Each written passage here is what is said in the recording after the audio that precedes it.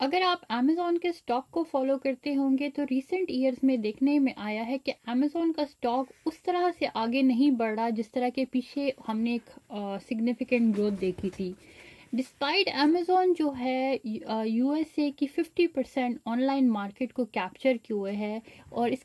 کے یوزرس میں daily basis پر اضافہ ہو رہا ہے، لیکن اسٹل امیزون کا جو اپنا e commerce on line store ہے اس کی سیلز جو ہیں اتنی زیادہ نہیں بڑھ رہی. لاسٹ ایئر امیزون کی آن لائن اسٹور کی سیلز تھی 53 بلین اور اس سال صرف 55 بلین سیلز ہوئی ہیں، یعنی کہ گروتھ جو ہے ایک طرح سے رکی ہوئی ہے، اسٹاک پرائز نہیں بڑھ رہی.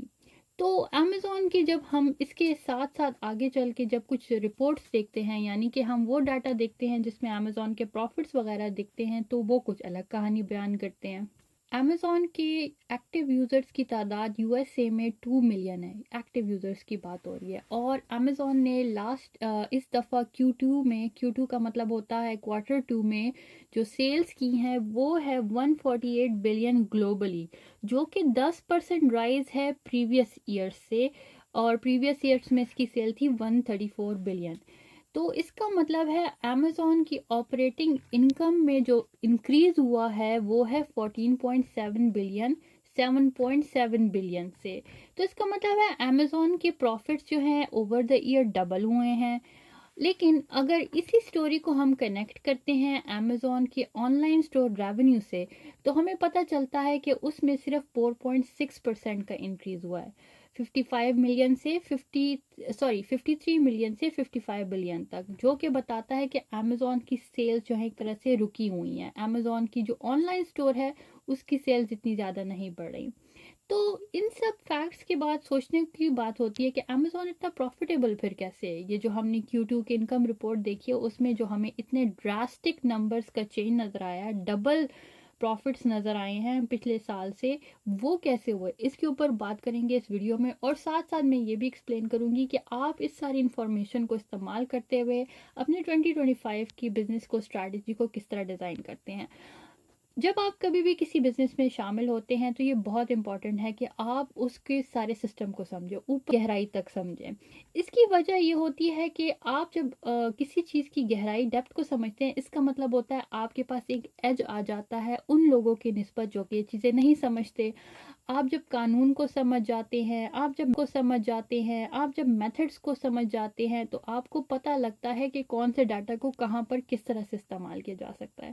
جیسے کہ اس ویڈیو میں آپ کو بتاؤں گی کہ امیزون اپنے بزنس کو گروتھ نہ دینے کے باوجود پروفٹ میں کس طرح ہے، یعنی کہ 53 بلین لاسٹ ایئر ان کی آن لائن سٹور کی سیل تھی جو کہ صرف 55 بلین ہوئی ہے. امیزون جیسی کمپنی کی بہت زیادہ ہونی چاہیے، لیکن اس کے باوجود جب ہم انکم رپورٹ دیکھتے ہیں تو اس میں ہمیں پتہ لگتا ہے کہ امیزون کی جو انکم ہے وہ ڈبل ہو گئی ہے. اب آف کورس اس کا کچھ وجوہات ہیں، کچھ امیزون کے پاس اسٹریٹجیز موجود ہیں جس کی وجہ سے اس نے اپنی آن لائن سٹور کے گروتھ نہ ہونے کے باوجود اپنی انکم کو ڈبل کیا، اور وہ کیا ہے اس ویڈیو میں ایڈ کریں گے. نمبر 1 پہ ہمارے پاس ہے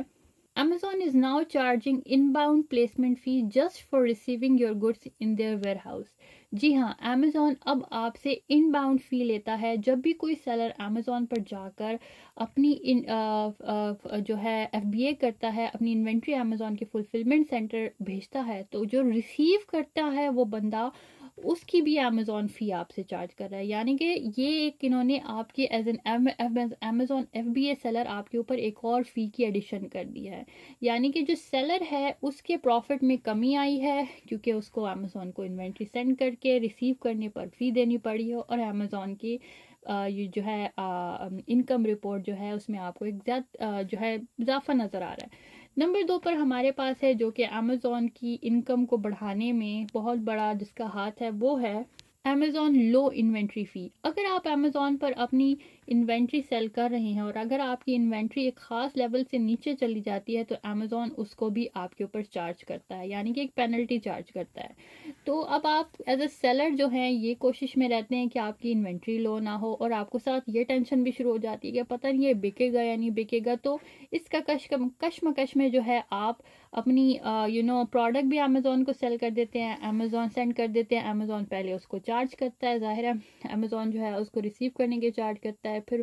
آپ نے چونکہ وہ انوینٹری بھیجی ہے اس کی اسٹوریج کاسٹ شروع ہو جاتی ہے. پھر اس کے بعد اگر آپ کی سیل ہو جاتی ہے اس پروڈکٹ کی تو گڈ، اگر نہیں ہوتی تو پھر انوینٹری کی جو لانگ ٹرم رکھنے کی فی ہے وہ شروع ہو جاتی ہے. یعنی کہ امیزون کی ایک اور فی ہے بھائی کہ لانگ ٹرم اسٹوریج میں جو چیزیں پڑی ہوتی ہیں ان کی پرائزز ڈفرینٹ ہیں، اور جو جلدی بک جاتی ہیں نکل جاتی ہیں ان کی پرائزز بالکل ڈفرینٹ ہیں. نمبر 3 پر ہمارے پاس ایک اور فی امیزون نے جو اس سال انٹروڈیوس کرایا ہے، وہ ہے اگر آپ کی انوینٹری امیزون پر زیادہ پڑی ہوئی ہے اس کی بھی ایک پینلٹی فی ہے.